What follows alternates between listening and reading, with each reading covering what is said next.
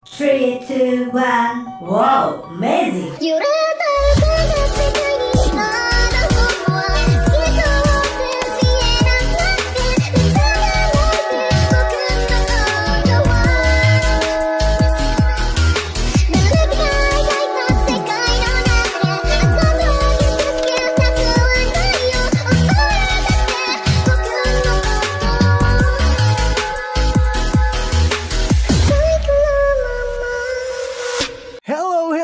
My friend, Monami Watashi no Tomodachi. Balik lagi di cerita manhwa.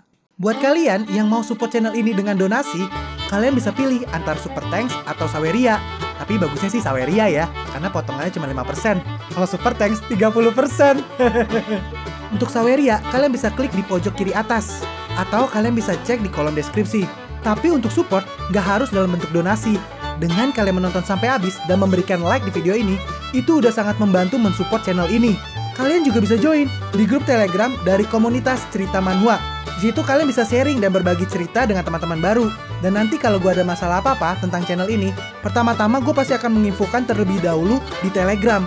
Misalnya kayak gue telat upload, atau apalah itu. Makanya langsung join di grup Telegram ya. Tanpa perlu berlama-lama lagi, kita akan mulai aja ceritanya. Melanjutkan cerita sebelumnya, di mana Suke telah dikendalikan oleh sistem. Leluhur ini menjadi bingung. Ada apa dengan bocah ini? Setelah terpukul oleh serangan terkuatku, bukan hanya dia tidak cedera, seluruh momentumnya tiba-tiba berbeda. Dia berkata, "Bocah, ini adalah Akademi Heaven Palace. Orang tua ini adalah orang yang mendirikannya, dan banyak pelindung yang telah diletakkan di sini. Kemarilah kalau kau mau mati." Suke yang udah dikendalikan oleh sistem langsung mendekat ke leluhur itu. Tunggu dulu, orang tua ini baru aja bilang bahwa ada penghalang yang diletakkan di sini, dan kau malah langsung bergegas maju. Leluhur ini langsung membuat penghalang, tapi dengan mudahnya dihancurkan oleh Suke dengan tongkat purple-nya. Sistem memberitahukan pada Suke kalau sistem tidak yakin dengan serangannya, dia tidak akan mengambil tindakan. Saat sistem bergerak, itu adalah hasil kalkulasi yang telah dilakukan oleh sistem dengan penuh perhitungan. Kehancuran dari penghalang ini membuat leluhur itu semakin kesal. Aku nggak menduga seorang dari Celestial of the Great Olympus Heaven bisa mendorong orang tua ini sampai ke titik ini. Bocah, kau benar-benar membuatku terkesan. Tapi sekarang kau akan segera mati. Lalu dia mengeluarkan sebuah pedang. Lee Kin-hye berkata, "Itu adalah pedang Yin dan Yang." "Ayah, memangnya kenapa pedang itu?" "Itu adalah artefak tingkat atas milik dekan. Satu hitam dan satu putih. Pedang Yin dan Yang. Selama pedang hitam itu ditebaskan, pukulan pedang putih berikutnya pasti akan kena. Kombinasi kekuatan pedang ganda Yin dan Yang bisa memotong kaki dan tangan dengan mudahnya sampai ke tulang-tulangnya. Tapi artefak kuat ini membutuhkan harga yang besar untuk diaktifkan. Setiap tebasannya harus dibayar dengan membakar vitalitas. Kalau begini, mereka berdua bisa sama-sama mati." Serangan yang dilakukan leluhur ini sangatlah cepat, tapi sistem masih mampu menahannya. Hanya saja, pedang hitamnya saja yang tertahan. Pedang putih yang ikut bergerak dari belakang berhasil membelah tongkat ungu emas milik Sukiwe. Di dalam dirinya, dia berteriak, "Ah!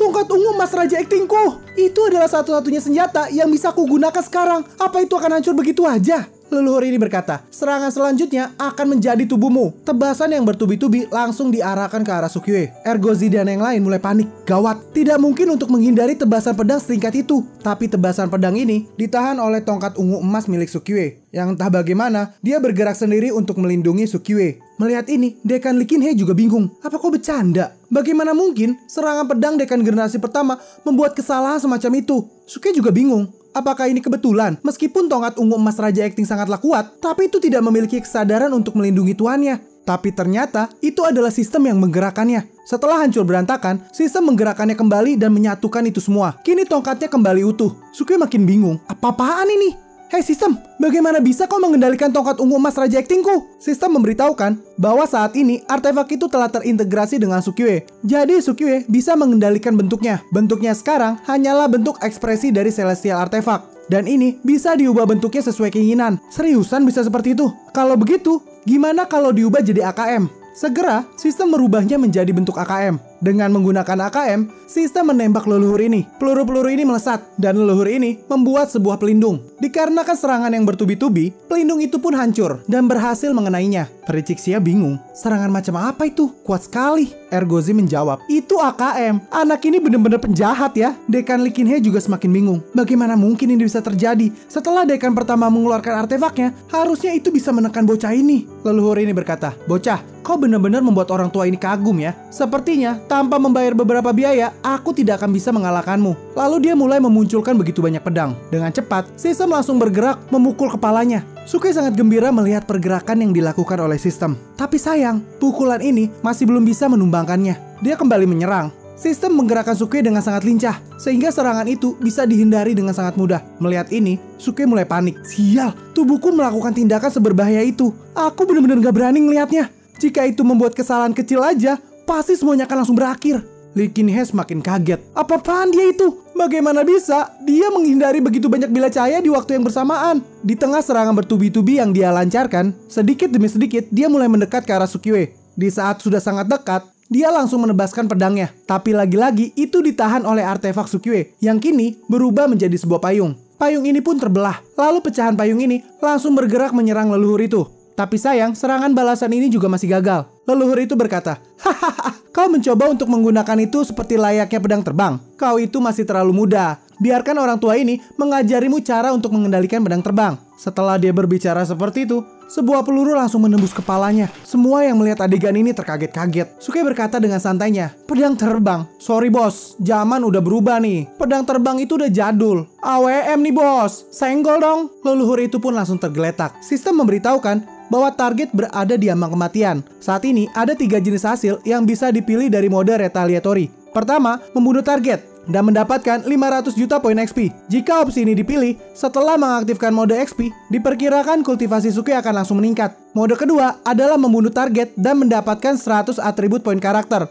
Jika opsi ini dipilih, itu akan langsung mengaktifkan mode atribut, yaitu strength, agility, stamina, charm akan segera meningkat. Dan pilihan ketiga adalah mengekstrak jiwa target dan dengan paksa menanamkan soul seeds. Jika opsi ini dipilih, Suke bisa mengendalikan pihak lain secara permanen, tapi kultivasi mereka tidak bisa ditingkatkan. Suke mulai menimbang-nimbang apa yang akan dia pilih. Kalau aku memilih pilihan nomor 1, aku bisa menerobos ke ranah Celestial King dengan membunuh beberapa Celestial King. Tapi ada juga pilihan untuk atribut poin. Kalau pesonaku ditingkatkan, pasti dia akan menjadi sesuatu yang membahagiakan. Tapi tubuhku mungkin tidak akan bisa bertahan menghadapi begitu banyak wanita sekaligus. Atau mungkin aku memilih untuk mengendalikannya aja. Hayalan Sukiwe mulai menjadi-jadi. Karena inilah sistem mendeteksi bahwa Sukiwe sedang tidak terkendali. Jadi sistem memilih secara acak pilihan yang membuat Sukiwe tidak menjadi terlalu senang. Dan sistem langsung memilihkan pilihan yang pertama, mengaktifkan mode poin XP. Apa? Tunggu dulu. Aku memilih mode boneka. Sistem memberitahukan mode XP telah diaktifkan dan tidak bisa dibatalkan. Segera sistem menggerakkan tubuh Sukiwe dan langsung menembak leluhur ini. Melihat itu, Lee Kin-hye mulai panik. Dalam pikiran Chiang Hongyan, dia bisa mengalahkan Celestial King yang sekuat itu. Pria kecil, pertumbuhanmu ini benar-benar di luar imajinasiku. Tapi sebelum peluru panas ini membunuh leluhur itu, peluru ini ditahan oleh seorang wanita tua. Sukiwe berkata, "Barusan ada sesosok yang memblokir seranganku. Siapa itu?" Wanita tua ini adalah leluhur dari CT-Sets. Dia berada di puncak Celestial King. Dia berkata, "Bocah, kau sudah melanggar perjanjian Celestial Emperor dan membunuh Celestial King. Kau masuk ke CT-Setsku dan mendatangkan malapetaka. Hari ini aku akan membunuhmu sebagai hukuman." Sukiwe berkata, "Kau berpura-pura kuat dan baik-baik aja, tapi sebenarnya kau membutuhkan banyak usaha untuk menahan tembakanku." Wanita tua itu membalas, "Apa kau bercanda? Bagaimana mungkin aku kesulitan menahan serangan dari seorang Celestial of the Great oleh Ember Seven?" Dalam hatinya, sial. Serangan bocah itu memang kuat. Demi menyelamatkan dekan pertama, aku bertindak terburu-buru dan menderita luka ringan. Wanita tua itu berkata lagi, "Jika kau menyerah sekarang, aku bisa mempertimbangkan untuk membiarkan tubuhmu utuh. Jika kau masih melawan, pasanganmu juga akan ikut terkubur denganmu." Sukiwe langsung berkata pada sistem, "Sistem, wanita ini sangat arogan. Cepat hajar dia." Tiba-tiba ada serangan mendadak dari seorang kakek-kakek. Ergozi langsung berteriak, "Awas! Ada Celestial King lain yang ingin menyerangmu." Sukiwe berhasil menghindar, tapi sayang, AWM-nya terpotong. Kakek tua ini meledek, "Artefakmu ini terlalu lemah." Di saat yang sama, patahan itu kembali menyatu lagi. Kakek tua ini juga bingung, kenapa bisa menyatu lagi? Dengan cepat, sistem menembakkan banyak peluru ke arah kakek tua itu. "Hei, meskipun artefakmu itu kuat, tapi kecepatan dan akurasinya terlalu rendah. Selama orang tua ini bergerak dengan kecepatan tinggi, kau tidak akan bisa mengenaiku." Sistem sangat kesulitan untuk membidik kakek ini. Saat kakek itu menyelinap ke belakang Sukiwe, sebuah peluru tepat menembus leher dari kakek ini. Kakek itu kebingungan. Apa? Aku terkena serangannya? Dari mana dia menyerang? Saat dia melihat ke belakang, apaan itu? Bagaimana bisa ada artefak tak berawak di belakangku? Kakek tua ini langsung bergabung dengan nenek itu. Pak tua, apa kau baik-baik aja? Aku sedikit terluka. Tenang aja, bocah itu tidak akan bisa mengalahkanku. Lalu sistem melemparkan AWM-nya ke atas. Nenek ini bingung, apa yang ingin dia lakukan dengan artefaknya? AWM yang dilemparkan ke atas itu berubah menjadi berbagai macam senjata. Apa-apaan ini? Bagaimana bisa itu terbagi menjadi begitu banyak bentuk? Dan setiap bagiannya itu adalah artefak tingkat atas. Itu bukanlah bayangan, itu keberadaan yang asli. Ini nggak mungkin. Seluruh senjata itu mengarah ke mereka berdua. Mereka pun dihujani oleh peluru. Pelindung pun telah dibentuk. Patwa, bantu aku untuk memperkuat pertahanannya. Meskipun mereka berdua bekerja sama untuk memperkuat pelindungnya, tapi pelindung itu lama-kelamaan retak. Aku sudah memadatkan esensi sejati dari ribuan tahun kerja kerasku. Dan anak itu masih bisa menembusnya. Tapi aku gak mau terima. Aku akan menggunakan transformasi armor celestial power. Ditambah dengan artefak pertahanan yang telah diwarisi oleh CTSS-ku dalam beberapa generasi. Ini adalah pertahanan terkuat yang melebihi imajinasimu, bocah. Kau itu hanyalah Celestial of the Great All Ember 7. Kau tidak akan pernah bisa mengalahkanku. Tapi peluru yang menghujani mereka tidak ada hentinya. Dan pada akhirnya, mereka pun harus mengembuskan nafas terakhir. Lalu sistem menghentikan serangannya. Semua musuh telah dieliminasi. Mode retaliatory dihentikan. Selama masa penggunaannya, telah menghabiskan 18.000 poin. Dengan membunuh 3 Celestial King, Suke mendapatkan XP yang luar biasa besar. Tunggu, kenapa kau otomatis memilih mode XP lagi untukku? Aku ingin mode boneka. Bukankah boneka Celestial King itu luar biasa? Sistem memberitahukan, sebelum mereka mati, Suke tidak memilih. Jadi, sistem memilih secara otomatis. Celestial King mati sia-sia kalau gini. Teriakan dari Suke membuat mereka semua yang ada di situ bingung. Apa anak itu udah gila? Kematian dari Celestial King membuat Lee Kin Hye tersungkur. Sudah berakhir. Ini benar-benar berakhir. Tidak akan ada lagi Akademi Heaven Palace di dunia ini. Ayah, jangan menyerah. Anak bodoh. Udah gak ada lagi yang bisa menghentikan mereka. Lalu murid-murid dari Akademi Heaven Palace langsung mengepung mereka. Dekan, maafkan kami. Kami semua ingin bertahan hidup. Bertarung dengan flase ledakan surgawi adalah perintahmu. Kami cuma menjalankan perintah darimu. Liu Enku sangat kesal. Dasar kalian tidak bermoral. Sekarang kalian malah berpihak pada mereka. Tuan Muda Li, kau adalah putra tertua dari dekan dan menikmati perawatan yang tertinggi. Tapi murid rendahan seperti kami hanya bisa puas hanya dengan bisa berkumpul dan makan. Tidak masalah kami berpihak dengan siapa. Lalu mereka menghadap pada Suke. Tuan Su, kedua penjahat ini sudah ditangkap. Kami sangat berharap bisa bergabung dengan fraksi ledakan surgawi. Liu Enku dengan kesal berkata, Suke, cepat atau lambat aku akan membunuhmu. Ayahnya berkata, Wenku, diamlah. Kita harus tetap bertahan. Dengan begitu, kita mungkin akan mendapatkan kesempatan.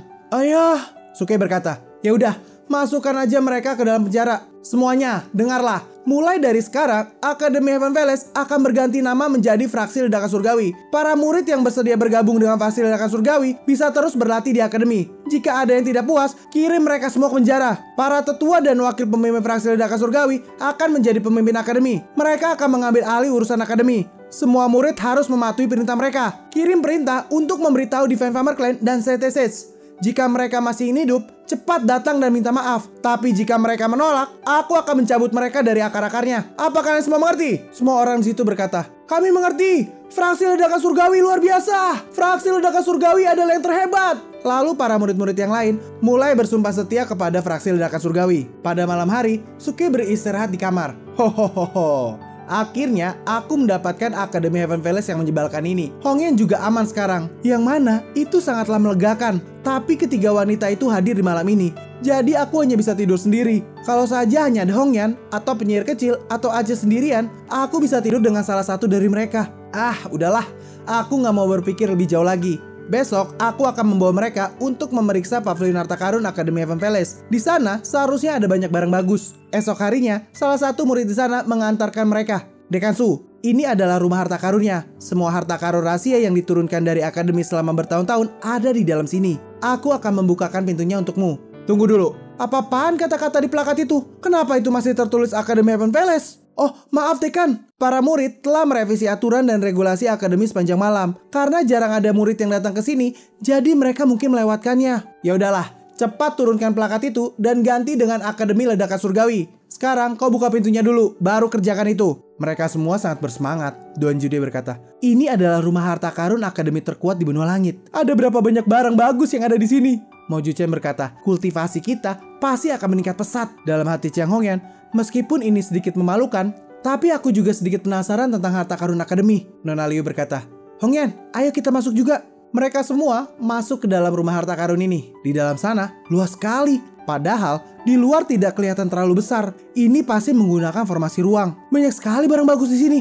Ada banyak harta alam yang tak terhitung jumlahnya di lantai pertama. Donjude berkata, Suke, kau pergi aja duluan. Orang tua ini, aku mau mempelajari material yang ada di sini. Suke membalas, segini aja sudah membuatmu ambisius. Ada banyak barang yang lebih berharga di belakang sana. Mereka menyusuri satu persatu tempat ini. Chiang Hongyan berkata, koleksi buku di sini benar-benar luar biasa. Suke berkata, yang mana yang kalian suka? Aku akan memberikannya untuk kalian. Nona Liu langsung menjawab, aku mau semuanya. Prinsipnya juga berkata, jika Sekte Maekti punya fondasi seperti ini pada saat itu, bagaimana mungkin ini akan menurun? Dalam hati Suke, jumlah harta karun yang ada di sini benar-benar luar biasa. Akan sia-sia kalau mereka tetap ada di sini. Jika semua diambil, itu akan cukup untuk mempersenjatai fraksi ledakan surgawi di 4 benua besar. Pada saat itu, fraksi ledakan surgawi benar-benar bisa bertarung dengan pasukan utama. Ergozi menemukan sesuatu. Hei, ada jalan rahasia di bawah sini. Pasti ada sesuatu yang bagus di dalam sana. Mo Juche memperingatkan. Ergozi, jangan menyentuhnya. Hati-hatilah dengan jebakan. Hah? Perangkap? Bagaimana mungkin? Ini adalah rumah harta karun mereka. Itu pasti tempat untuk menyembunyikan harta paling berharga. Suke mulai mendekat. Yaudah, biar aku lihat dulu. Dari luar, rumah harta karun ini adalah menara tinggi. Itu menandakan bahwa semakin tinggi, maka koleksinya akan semakin berharga. Pintu kayu ini terlihat seperti jalan rahasia ke bawah. Harta apa yang tersembunyi di dalamnya? Chiang Hongyan berkata, pria kecil, sejauh yang aku tahu, Akademi Heaven Palace dibangun dari reruntuhan bekas Sekte Heaven Palace. Ruangan rahasia di bawah ini mungkin sesuatu yang terkubur dari Sekte Heaven Palace. Suke menjawab, itu mungkin harta yang tak tertandingi. Atau itu juga mungkin untuk menekan roh jahat. Ya udah, kalian keluar aja dulu. Aku akan memeriksa apakah pintu kayu ini berbahaya apa enggak. Saat tangan Suke mendekat ke gagangnya, sistem langsung mengaktifkan pertahanan otomatis. Saat tangan Suke menjauh, sistem langsung menonaktifkan pertahanannya. Suke menjadi sangat bingung. Apa maksudnya ini? Suke bertanya, sistem, apakah ada bahaya di bawah sana? Sistem mengatakan bahwa level sistem saat ini nggak cukup untuk mendeteksi ancaman secara spesifik. Tapi dipastikan ada bahaya di bawah sana. Aduh, baiklah. Kau tidak mau memberitahuku kan? Suke mulai menarik ulur tangannya ke gagang pintu ini. Bolak-balik, sistem menonaktifkan dan mengaktifkan pertahanan otomatis. Karena terus-terusan seperti itu, akhirnya sistem berkata, sistem mendeteksi bahwa ada belasan orang yang sedang mundur di bawah sana. Setidaknya kultivasi mereka ada di ranah Celestial King. Ada juga 10 orang di ranah Celestial Prime. Jika Suke membuka jalan rahasia itu mungkin akan membangunkan mereka. Apa kau bilang? Ergozi bertanya. Bocah, saat kau mengulurkan tanganmu, apa kau sedang melakukan skill unik untuk kami? Terus, sekarang apa kau sudah selesai memeriksanya? Suke berkata, tempat itu sangatlah berbahaya. Gadis kecil benar. Di bawah sana memang reruntuhan Sekte Heaven Palace. Isinya ada banyak Celestial King, bahkan Celestial Prime yang sedang mundur. Chiang Hongyan berkata, hah? Celestial Prime dari Sekte Heaven Palace? Prinsipnya juga berkomentar. Jadi begitu, Sekte Heaven Palace yang berada di puncaknya menghilang dalam satu malam. Itu tidak sepenuhnya dihancurkan oleh musuh, tapi mereka mundur ke bawah tanah untuk menjaga kekuatannya. Suke berkata, sebenarnya apa yang terjadi pada Sekte Heaven Palace pada saat itu? Sampai-sampai mereka meninggalkan sektenya dan semuanya memilih untuk mundur ke bawah tanah. Nona Liu berkata, ngomong-ngomong, aku pernah membaca buku kuno kalau benua langit adalah kapal besar. Apa? Kapal besar? Nona Liu mulai menjelaskan, aku nggak tahu secara spesifiknya. Aku hanya tahu bahwa ada dewa yang lebih kuat di atas Celestial Emperor. Dan jika kau ingin menerobos ranah Celestial Emperor dan mencapai basis kultivasi spiritual God, kau harus mencapai tempat yang disebut alam dewa. Dan bagaimana cara mencapai alam dewa? Maka dibutuhkan kapal benua langit. Mo Juche berkata, aku mengerti. Selama bertahun-tahun, aku terjebak dalam ujian Dewa Neraka. Master Sekte Ki berencana untuk naik ke benua langit. Sepertinya dia berharap untuk bisa naik kapal ini. Suke berkata, mungkin Sekte Heaven Palace menyadari perubahan besar di masa depan dan mundur terlebih dahulu untuk mempertahankan kekuatannya. Jadi saat ada musuh mengepung benua langit, mereka akan bisa maju. Di sini, Suke mengingat perkataan dari Fairy Nisang. Mungkin ini maksud dari perjanjian Celestial Emperor yang dibicarakan kedua wanita itu. Pasukan utama benua langit tidak bisa membunuh Celestial King satu sama lain. Karena setiap Celestial King akan menjadi kekuatan tempur yang sangat penting dalam perang dunia immortal di masa depan. Precisya berkata lagi, untungnya benua bumi sudah diperintahkan oleh Sekte Ki. Tapi jika benua Xianyun ingin menyerang, apakah kita benar-benar bisa menahannya? Chiang Hongyan berkata, itu benar. Bahkan kultivator tingkat tinggi di fraksi ledakan surgawi, kau bisa menghitungnya hanya dengan satu tangan. Lalu Nona Liu bertanya, apakah kalian yang ada di sini mau ikut bertarung dalam perang dunia immortal di masa depan? Mereka semua saling lihat-lihatan. Suasana menjadi cukup hening. Lalu Mo Juchen menghancurkan keheningan itu. Hanya mengandalkan kita. Memangnya kita bisa apa menjaga benua langit? Suke berkata, tenang aja, ada banyak harta karun di sini. Fraksi ledakan surgawi bisa meningkat dengan pesat. Ergozi sangat penasaran dengan apa yang ada di bawah tanah itu. Apa kalian sudah selesai bicara? Dewa ini harus mengambil harta karun terlebih dahulu. Ergozi mencoba untuk membuka pintu itu. Suke langsung berteriak, Ergozi, jangan membukanya! Mereka semua langsung panik. Di bawah sana ada Celestial Prime. Aku nggak mau mati. Berhentilah. Gawat, jika Celestial Prime-nya bangun, matilah kita. Setelah Ergozi membuka pintu itu, tidak ada tanda-tanda apapun yang menakutkan. Semuanya sangat begitu tenang. Hanya udara dingin yang keluar dari jalan masuk itu. Sunyi sekali. Sepertinya yang kita lakukan ini tidak mengganggu mereka. Sistem memberitahukan bahwa ada banyak harta karun di bawah sana. Jika Sukue masuk ke ruang rahasia untuk mengambil harta karun, ada kemungkinan 70% tidak akan membangunkan mereka. Setelah diperhitungkan, sistem menyarankan agar Sukue mengambil tindakan. Dalam hati Sukue, apa kau bercanda? Jika Celestial Prime itu terbangun, kita hanya bisa kabur. Sistem memberitahukan lagi bahwa jika Celestial Prime tidak terbangun, dengan kultivasi semua orang saat ini, itu masih akan sulit untuk mengatasi perang di masa depan. Jika Sukue mendapatkan harta karun rahasia, lalu lari dari sini dan berlatih dalam kultivasi tertutup. Sukue masih bingung apa yang harus dia lakukan. Chiang Hongyan berkata, cepat tutup pintu masuknya sebelum mereka itu terbangun. Sukue berkata, enggak, garis kecil.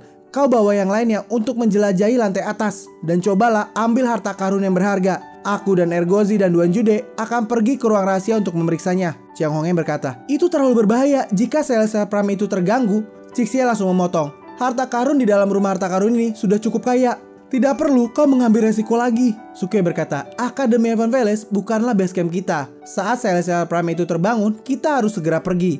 Hal paling berharga di akademi ini adalah ruang harta karun itu. Berjanjilah padaku, jangan membiarkan satu harta karun pun. Dan aku akan mendapatkan yang ada di ruang rahasia juga. Dengan semua material ini, basis kultivasi semua orang pasti akan meningkat dengan pesat. Chiang Hongyan berkata, kalau begitu, kau harus memperhatikan keselamatanmu. Nona Liu berkata, tenang aja, kami tidak akan melewatkan satu harta karun pun di lantai atas. Cixie juga ikutan.